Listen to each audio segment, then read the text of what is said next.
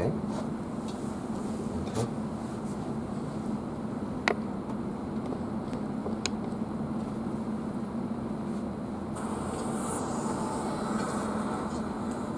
I got it. With sound.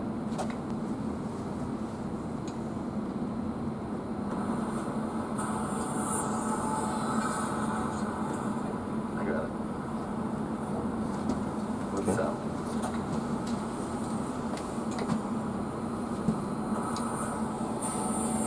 So hopefully, maybe a kid can help you or something when you grab it, because you're going to have to unplug this and that off of there.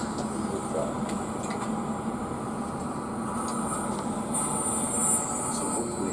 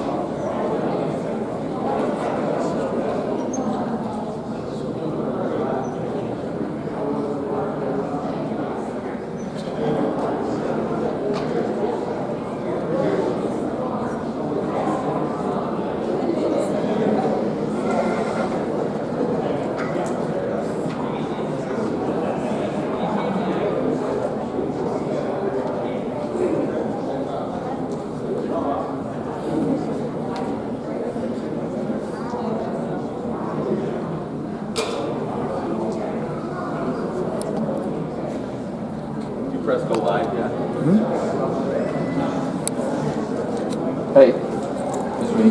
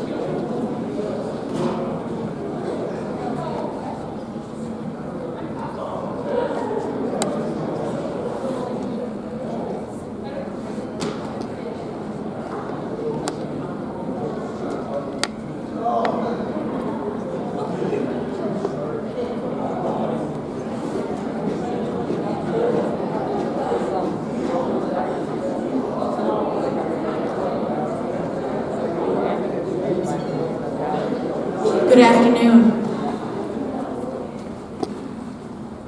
I'd like to thank all our juniors and seniors at Letchworth for joining us for our remembrance here today, and a special thanks to Letchworth Central Schools for allowing us to be here.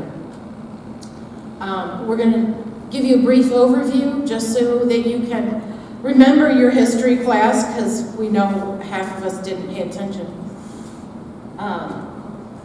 Pearl Harbor, December 7th, 1941. That makes today the 80th anniversary.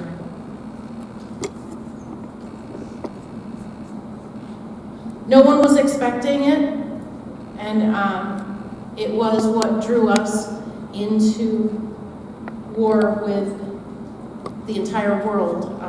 something we had never planned on doing as a country. It happened at 7:55 in the morning, just outside of Hawaii. And it happened, of course, in 4 phases.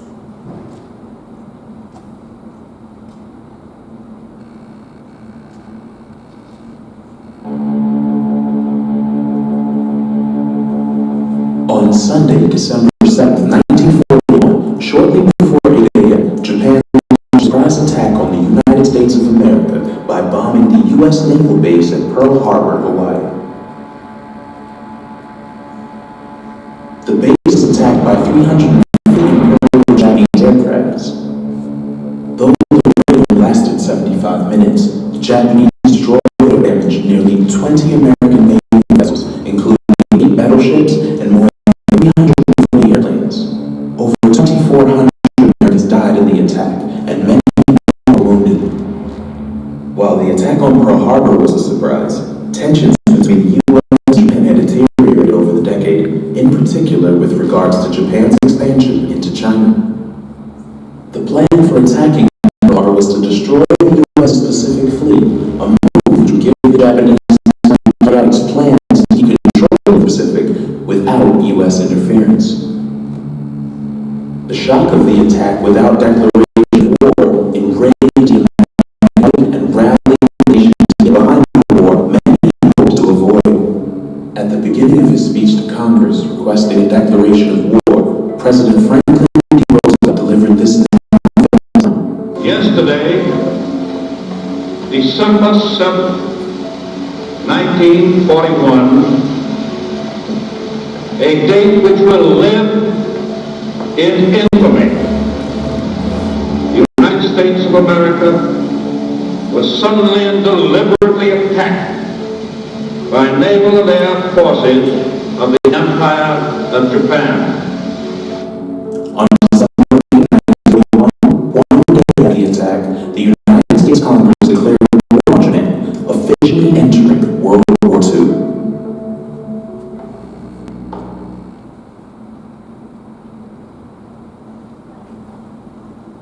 As you can read for yourselves,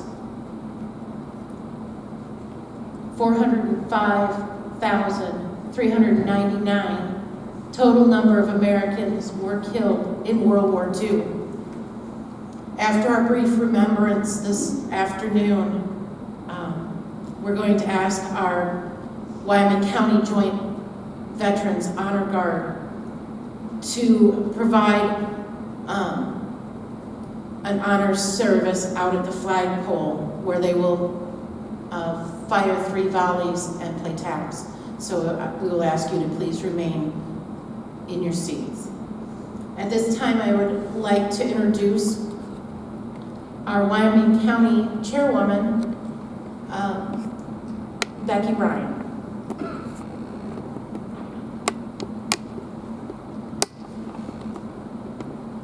It's an honor. It's an honor to be here today, and it's great seeing the juniors and seniors here. It's very important to remember our history so that it's not repeated in the future. And I'll be repeating a little bit of what was said in the slide, but it never hurts to repeat things. It seems to stick a little bit easier that way, and this is really important. So 80 years ago today, at 7:55 a.m. on December 7th, 1941, the surprise attack that was launched by the Japanese on the United States at Pearl Harbor, Hawaii, led President Franklin Delano Roosevelt to ask and receive a declaration of war from the Congress on December 8, 1941. December 11th, Germany and Italy joined Japan in declaring war on the United States. We were then entered into World War II.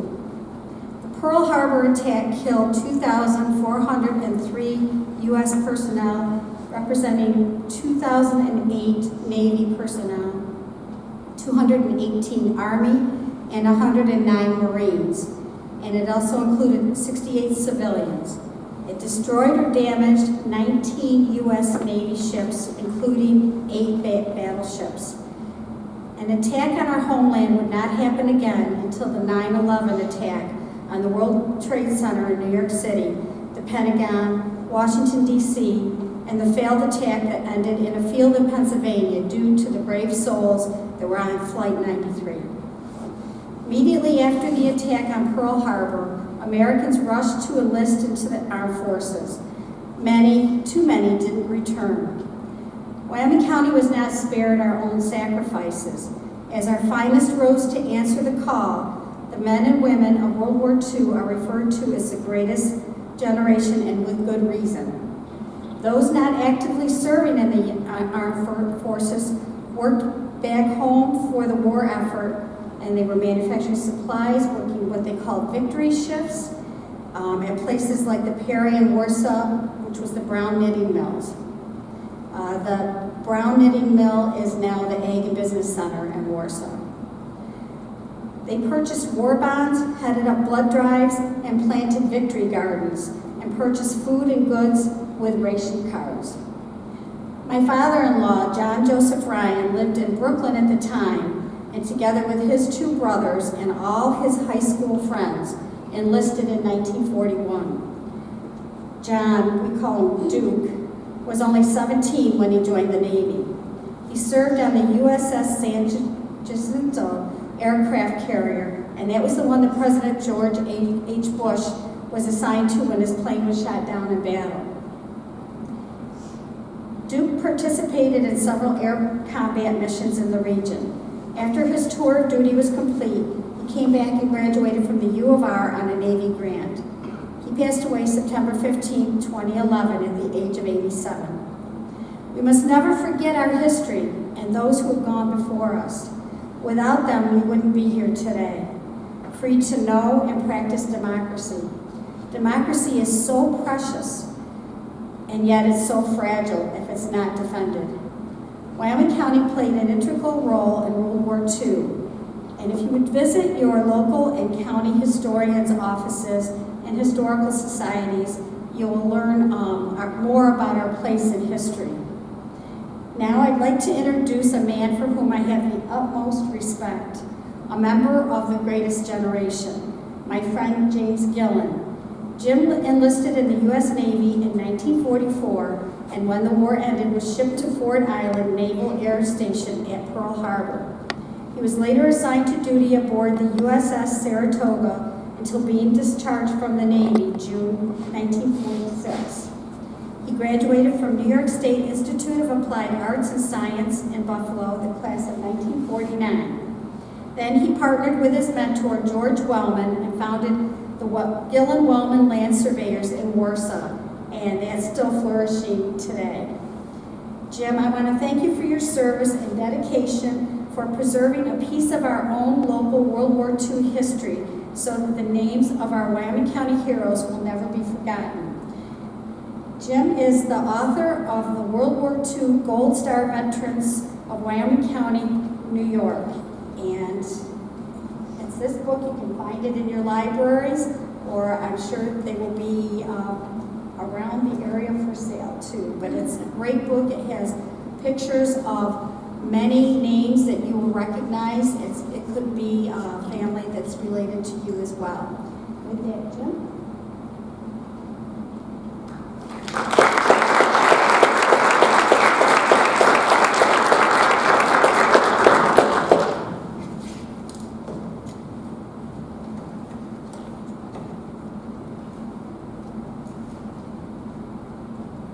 I'm bound to be a little repetitious, please forgive me. And of necessity, I'm going to speak from notes. We gather here today to memorialize the 80th anniversary of one of the most significant events in American history. That being the December 7th, 1941 attack by the Japanese government on our naval base at Pearl Harbor in Hawaii. At the time, I was just a young lad, 14 years old, sophomore in high school, Warsaw, New York. Our country's president, Franklin Roosevelt, 2 days later, on December 9th, while speaking before a joint session of Congress, coined the following phrase: December 7th, 1941, a day that will live in infamy.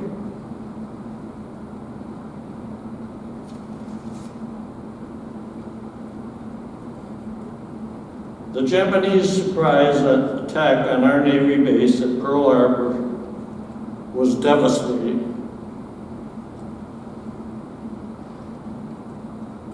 In just 75 minutes,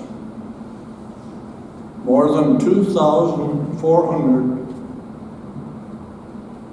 Americans were killed and over 1,000 more were wounded. 19 U.S. naval ships were destroyed or badly damaged.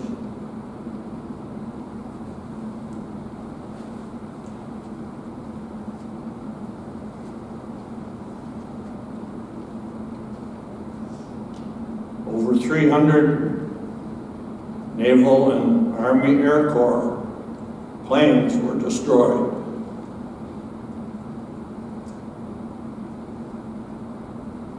America was thrust into the war that changed the world. When war came on December 7th, 1941, the sons and daughters of Wyoming County answered that call without hesitation. From school and shop, from hamlet and village, from farm and factory, they rallied to the flag. That flag which their fathers and their fathers' fathers had fought for.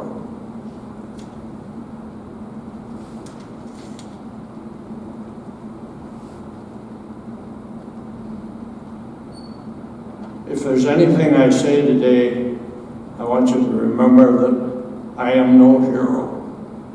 I was just a kid during all of this. I turned man pretty quick.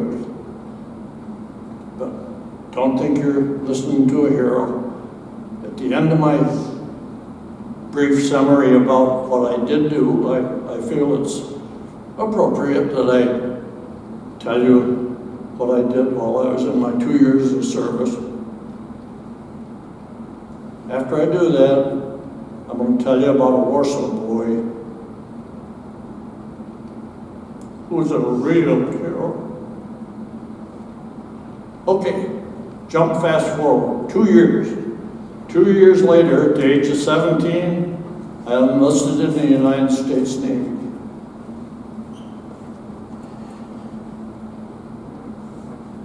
Very short boot camp in Jacksonville, Florida.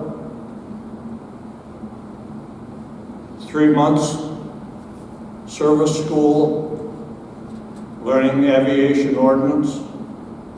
Became very adept at how to shoot and how to take apart and fix 50 caliber machine guns, 30 caliber machine guns, and 20 millimeter cannon. All armament used aboard naval ships at the naval aircraft at the time.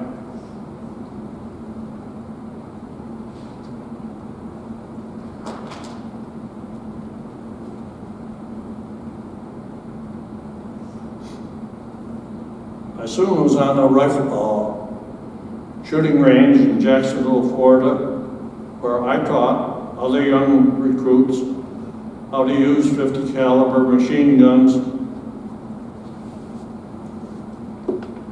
accurately.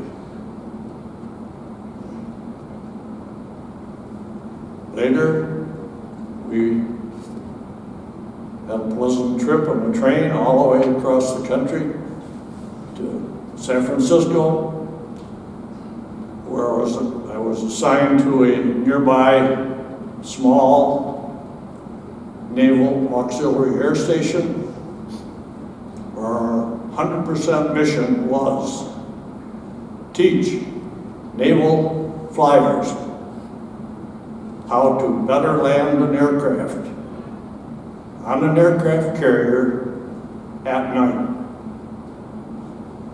We had simulated blacktop aircraft carrier silhouettes lit up in a couple of different places on our base. Naval cadets flew from Alameda Naval Air Station near San Francisco every night when it was dark, and practiced aircraft landings in the dark just by seeing the silhouette of the airplane. I spent most of my career in the Navy right there at Modesto, California.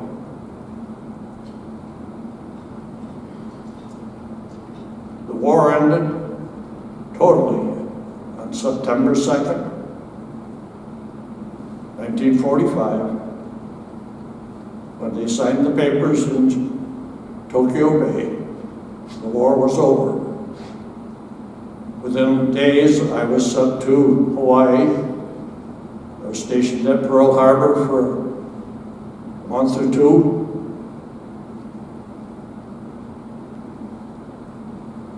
Then I got assigned to the USS Saratoga, which was a big pre-war built aircraft carrier. They had taken all the airplanes off the carrier at the time, went down into what we call the hangar deck, stripped it bare, and welded steel bunks 9 stories high all over that hangar deck. 1,500 soldiers and sailors could sleep there. And our current mission aboard that aircraft carrier was like a bus, taking veterans from all over the South Pacific, funneled into Pearl Harbor for a little bit of inspection by doctors, and then shipping back to San Francisco. So we did that for 4 or 5 months. Then my enlistment ran out, discharged, went home to Warsaw, went to college, started surveying, as Becky said. That's what I did the rest of my life.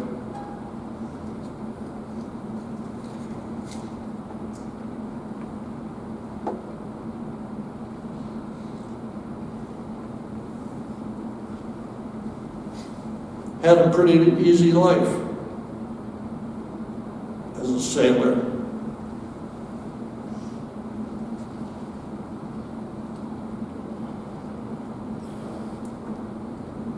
Some of your grandparents didn't have it so easy.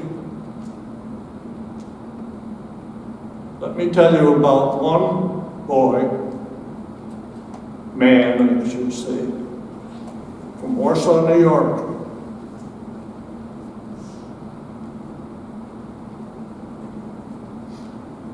I know him fairly well. His name was Bill Knight. Grew up in Warsaw.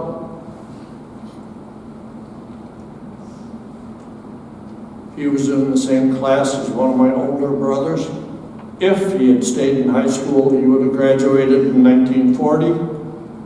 but he quit school in 1938. Now that may seem odd to you guys and gals who are here at school today, but believe me, it wasn't unusual at all. We were in the midst of the Depression. It was really tough to make a living.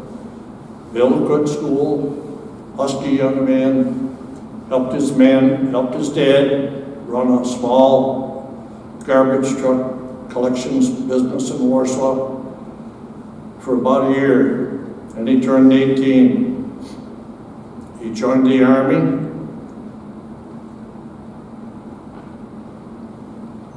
Let me see what he joined the Army. I got that fact here somewhere.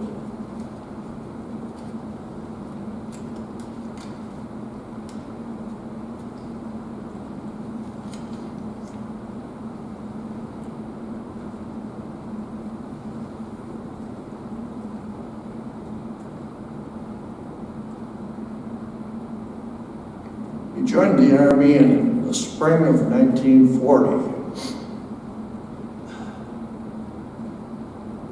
All he did was go to some camp, get his shots, his uniforms. 6 weeks later, he found himself in the Philippines. The United States was attempting to build a force in the Philippines because they knew things were happening with the Japanese. Billy got assigned to the artillery on the island of Corregidor, which was a United States fort, really, in the entrance to Manila Bay. About 1.5 miles long and a half-mile wide. 4,000 or 5,000 troops were on that island. Had all kinds of artillery and long-range guns shooting out into the ocean. Manila Bay was the best deepwater port in the Pacific. So the Japanese needed to control it. They wanted to control it fast, but it didn't happen. They did land there December 8th, actually, same day as December 7th. The Philippines is west of the international date line, so it was not December 7th in the Philippines. Same thing happened. They took the Air Force by surprise, destroyed all the airplanes on the ground at whatever the name of that Army base was there on Luzon, and landed forces on the north end of Luzon. It took the Japanese about 3 months to fight their way from the north coast of Luzon, southerly, 50 to 60 miles, to reach Manila Bay. By the time they reached it, the American troops and the Philippine troops were all starving to death. Not to death. They had been on half rations for many weeks, and they needed food, but they didn't get it. Those boys surrendered. There was about 50,000 of them, about 8 or 10, I think, American troops. The rest were Filipinos. And if any of you know your history a little, you know that that was the start of the infamous Bataan Death March. I won't go into that. I think you ought to get a book about it, someplace in your library, and read about it. It was a terrible thing. Billy, your Warsaw cousin, wasn't there. He was safely ensconced on this island that was a fortress. It was impregnable. There was no way that you could fight your way to it without coming with ships and getting close to the edges of the water there.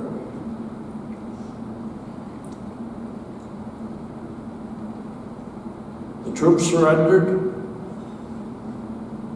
in April or May of 41. The Bataan Death March happened. They commenced an intense bombing of the island of Corregidor. And after 4 or 5 days, the commander of the Corregidor said, that's it. So they surrendered to the Japanese.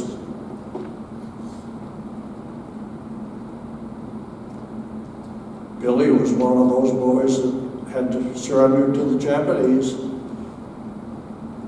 Just about turned 19 or 20 at the time. Taken prisoner by the Japanese. Marched with 8,000 or 10,000 troops, almost 50 miles along the Bay, Manila Bay, to a camp where he was placed in a prisoner of war camp.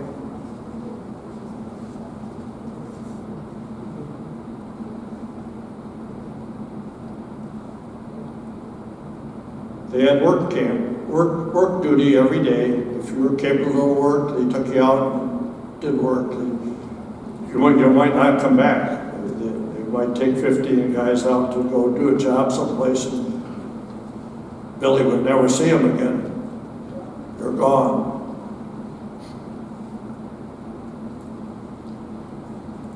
For many, many months, Bill worked. They took him out every morning, cleared a 1,500-acre field that had trees and brush on it, and made a vegetable garden out of it. 1,500-acre vegetable garden.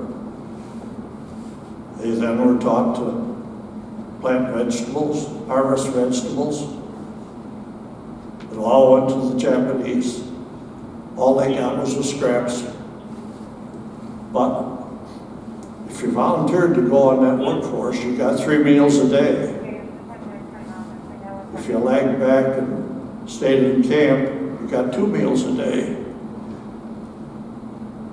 And if you were unfortunate enough to have to go to the hospital, which was a makeshift building called the hospital, you got no meals a day.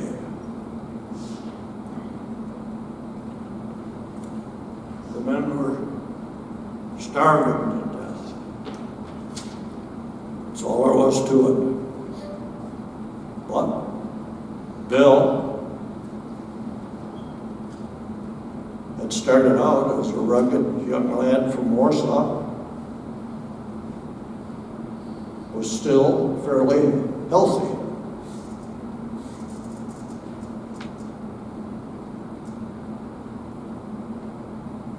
He'd been there at the camp about 1.5 years. It was the late 43,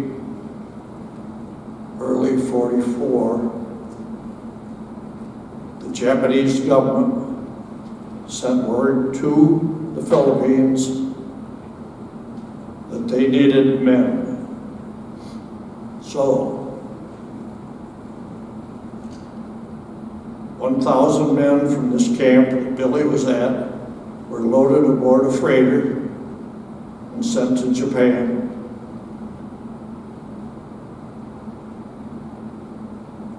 There they met with 500 or 600 other POWs, British, Dutch, Australian, New Zealand. They all were there.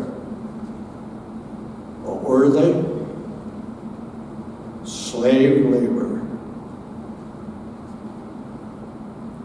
They had all been put to work in Japanese coal mines. They worked 10-hour days.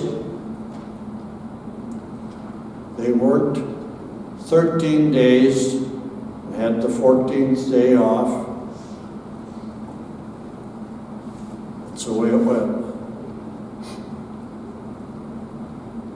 In the spring of 1945, right about the time that the German government surrendered, the war ended in Europe,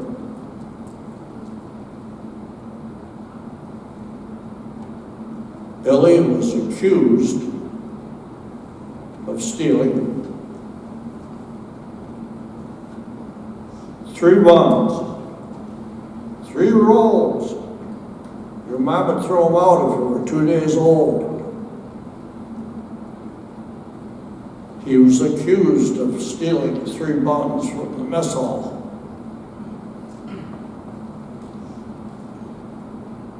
The Japanese took him out, chained him to a post in front of the mess hall, laid a 2x4 down beside him. Any Japanese soldier who walked by, if he wanted to, without fear of incrimination, could pick that 2x4 up, give Billy a whack.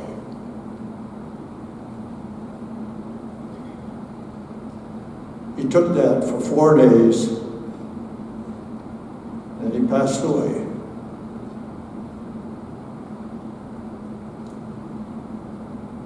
Billy's memorial cross is in the Philippine National Cemetery in Manila. Other memorials to him are at the Punch Bowl in Hawaii, the wonderful American Cemetery in Hawaii. Billy is just one of 103 young men who are mentioned in the book that Becky talked about, that I authored a few months ago.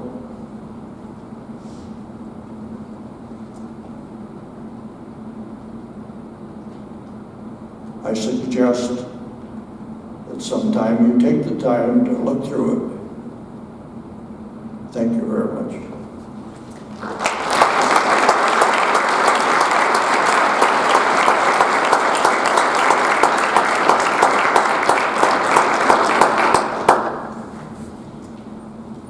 Thank you all again for joining us for this remembrance.